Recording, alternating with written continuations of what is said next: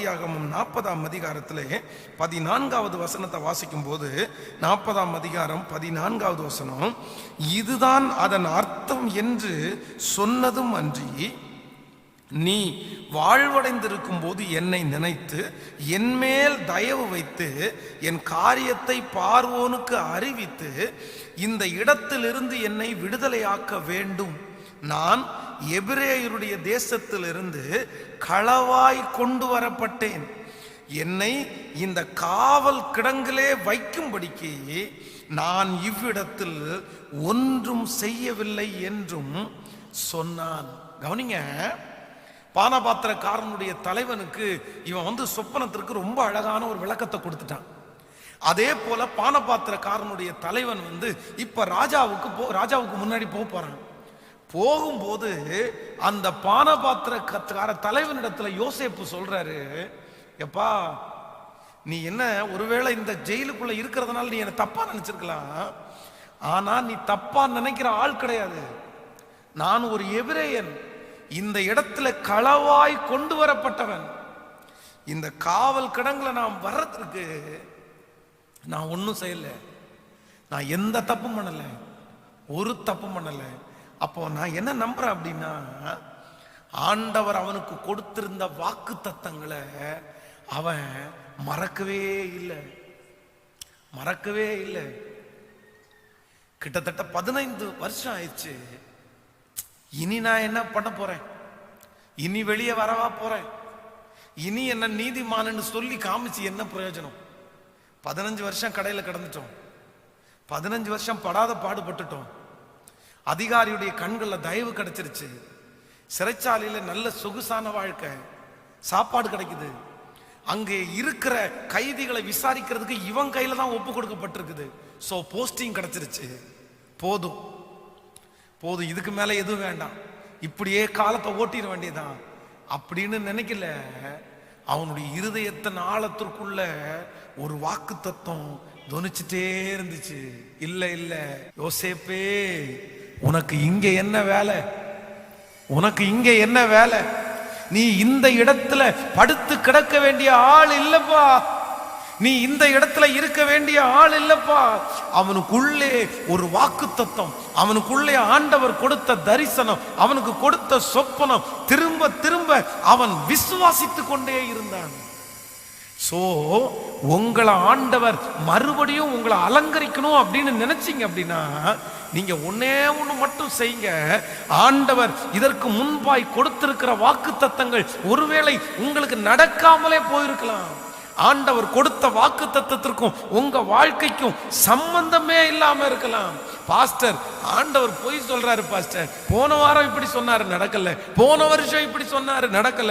ஒவ்வொரு வருஷமும் பிரச்சனைக்கு போகும்போது எனக்கு நல்ல நல்ல வாக்கு தத்தங்கள் வந்து கொண்டே இருக்குது. ஆண்டவர் வாக்கு தத்தத்தினால பேசிட்டே இருக்கிறாரு.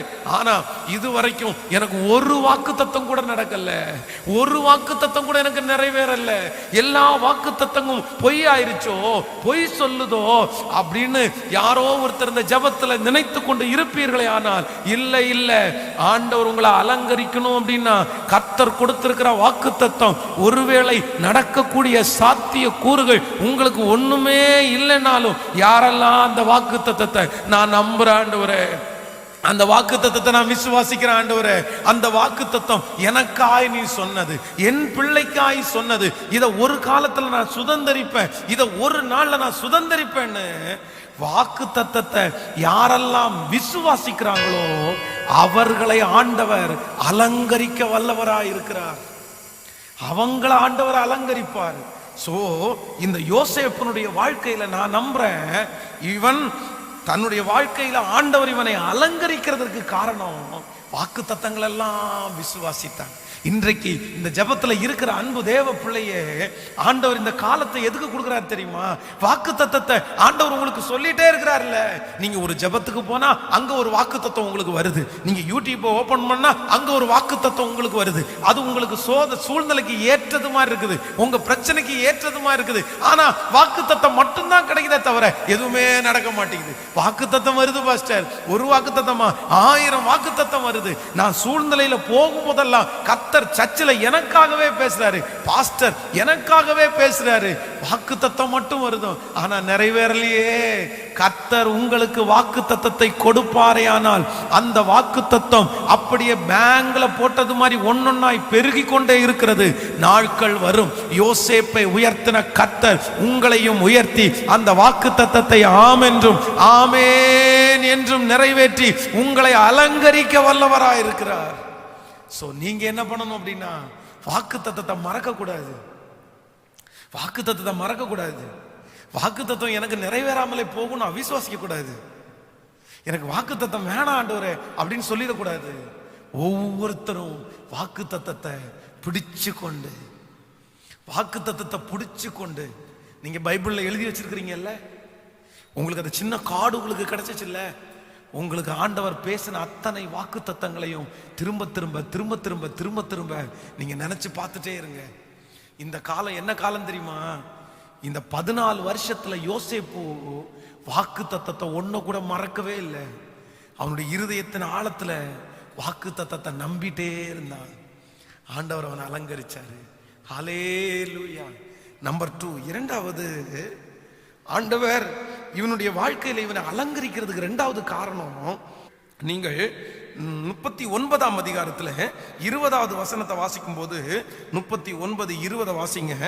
யோசேப்பின் எஜமானன் அவனை பிடித்து ராஜாவின் கட்டளையால் காவலில் வைக்கப்பட்டவர்கள் இருக்கும் சிறைச்சாலையிலே அவனை ஒப்புவித்தான். அந்த சிறைச்சாலையிலே அவன் இருந்தான். அப்படின்னா இவனுக்கு நிறைய பாடுகள், சிறைச்சாலையிலே பாடுகள் மேல் பாடுகள், 15 ஆண்டுகளும் பாடுகள். ஆனா இவன் ஆண்டவர் அலங்கரிக்கிறதற்கு பாடுகளை சகித்து கொண்டான்.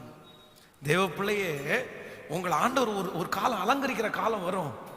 நீங்க நினைக்கிறதற்கும் வேண்டுவதற்கும் அதிகமா ஆண்டவர் ஒரு நாள் உன்னை அலங்கரிப்பாரு. உன்னை சுற்றி பலவிதமான அலங்காரத்தை நீங்க பாப்பீங்க. ஆனா அந்த அலங்காரமான நாட்கள் உங்களுக்கு வர்றதற்கு நீங்க என்ன பண்ணணும் அப்படின்னா, இப்போ ஆண்டவர் உங்களுக்கு கொடுக்கிற பாடுகளை நீங்க சகிக்கணும். வாக்குத்தத்தத்தை விசுவாசிக்கணும், பாடுகளை சகிக்கணும். பாடுகளை சகிச்சுட்டே இருங்க.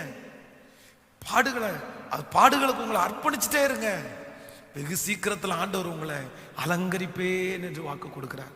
நம்பர் 3, மூணாவது, இந்த யோசேப்பினுடைய வாழ்க்கையில எனக்கு பிடிச்ச ஒண்ணு, இவனுடைய ஆண்டவர் இவனை அலங்கரிக்கிறதுக்கு மூணாவது காரணம். நீங்கள் 39ஆம் அதிகாரத்துல 9வது வசனத்தை வாசிப்பீர்களானால் அந்த இடத்துல, இந்த வீட்டிலே என்னிலும் பெரியவன் இல்லை, நீ அவருடைய மனைவியா இருக்கிறபடினால் உன்னை தவிர வேறு ஒன்றையும் அவர் எனக்கு விலக்கி வைக்கவில்லை. இப்படி இருக்க நான் இத்தனை பெரிய பொல்லாங்குக்கு உடன்பட்டு தேவனுக்கு விரோதமாய் பாவம் செய்வது எப்படி? நான் இத்தனை பெரிய பொல்லாங்குக்கு உடன்பட்டு தேவனுக்கு விரோதமாய் பாவம் செய்வது எப்படி? அப்படின்னா இவன் அலங்கரிக்கப்படுவதற்கு மூணாவது என்ன அர்த்தம் அப்படின்னு நம்புறேன். இவன் ஆண்டவர் மேல வச்சிருக்கிற நேசத்தை மட்டும் அவன் எடுத்து போடவே இல்லை.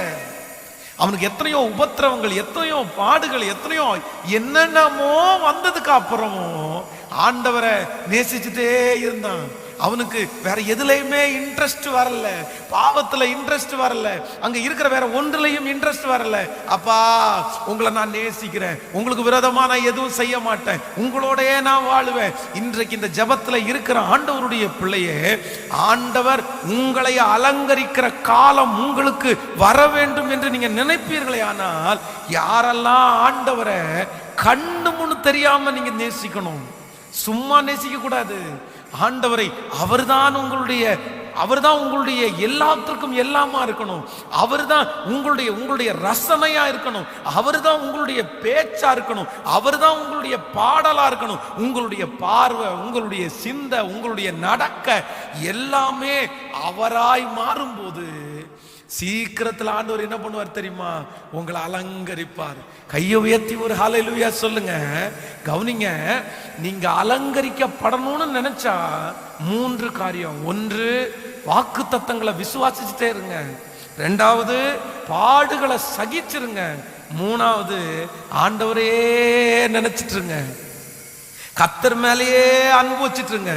நான் நம்புறேன், ஆண்டவர் உங்களை அலங்கரிக்க வல்லவரா இருக்கிறார். ஹல்லேலூயா. இந்த 7வது நாள் ஜெபத்தை நான் இன்னும் ஒரு சில நிமிடங்களை முடிக்க போறேன். முடிஞ்சவங்க முழங்கால் படியிடுங்கள்.